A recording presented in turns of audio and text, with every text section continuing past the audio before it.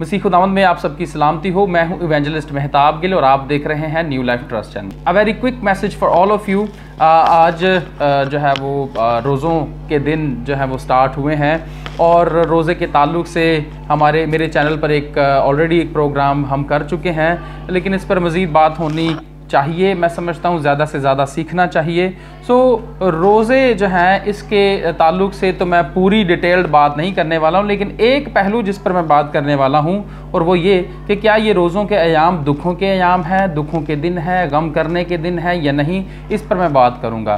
Bible मुक़द्दस इसके बारे में क्या सिखाती है उसको बयान करने से पहले मैं ये बताता चलूँ, I am not a Bible teacher, I am a student और मैं बाइबल मुक़द्दस की तहकीक करता हूँ। खुदा के रूह से चाहता हूँ कि वो मुझे सिखाए और वो मुझे सिखाता है।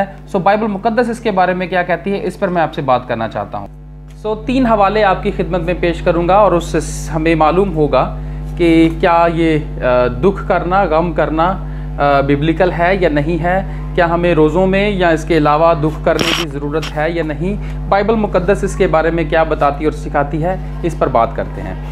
मैं तशरीह और बात बाद में करूँगा, पहले तीनों हवाले सुन लीजिए। पहला हवाला पहला पतरस पहले बाब की 8वीं और 9वीं आयत को मैं पढ़ता हूँ, जिसमें लिखा है कि उससे तुम बेदेखे मोहब्बत रखते हो और अगरचे इस वक्त उसको नहीं देखते तो भी उस पर ईमान लाकर ऐसी खुशी मनाते हो जो बयान से बाहर और जलाल से भरी है।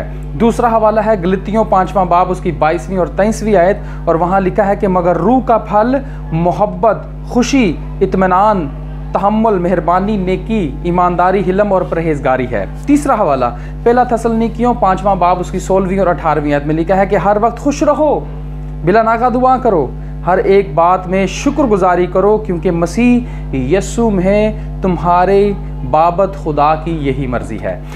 ये 3 हवाला जात आपकी खिदमत में मैंने पेश किए हैं। इन तीनों को सुनने के बाद मुझे मेरा खुदा सिखाता है कि मुझे यस्सु मसीह में गम करने की ज़रूरत नहीं है, मुझे दुख करने की ज़रूरत नहीं है, बल्कि ये तीनों हवाले मैंने एक गवाही नहीं 3 गवाही आपको दी हैं। पहला पतरस, गलतियों और पहले थस्सलुनीकियों में से हवाले मैंने पेश किए हैं, जहाँ हमें कलाम नहीं सिखाता कहीं भी कि हम दुख करें, गम करें, बल्कि इस खुदा का कलाम सिखाता है कि हम हर वक्त उसमें खुश हों और यही खुदा की मर्ज़ी है आपके लिए और मेरे लिए। और उसके साथ साथ अगर हम पाक रूह के मानने वाले हैं, हम पाक रूह की हदायत से चलने वाले हैं, तो लिखा है कि रूह के जो फल है उसमें खुशी एक ऐसा फल है जो हर ईमानदार में होना बहुत ज़रूरी है। As a Christian there is no sorrow, there is no grief, कोई गम नहीं, कोई दुख नहीं, कोई आंसू नहीं, बल्कि हमारे आंसू पूंछ दिए गए हैं और हमारा मसीहा he is alive, he is risen, वो ज़िंदा है, वो जी उठा है, वो अब्दुल आबाद ज़िंदा रहेगा और आप और मैं उसको ज़रूर एक दिन वापस आता देखेंगे।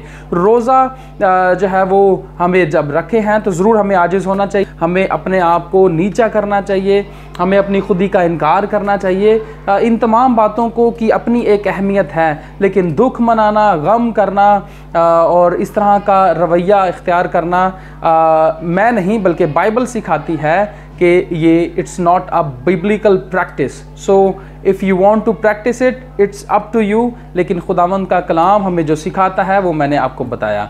अगर आपको मेरी बात जो मैंने आज इस क्विक मैसेज में आपके साथ शेयर की है अगर आपको अच्छी लगी तो ज़रूर मुझे अपनी राय से आगाह कीजिएगा, कमेंट कीजिएगा, दूसरों के साथ इसको शेयर कीजिएगा ताकि खुदा के कलाम की ये हकीकतें दूसरों तक इन दिनों में पहुंचनी चाहिए। Thank you so much and God bless you all.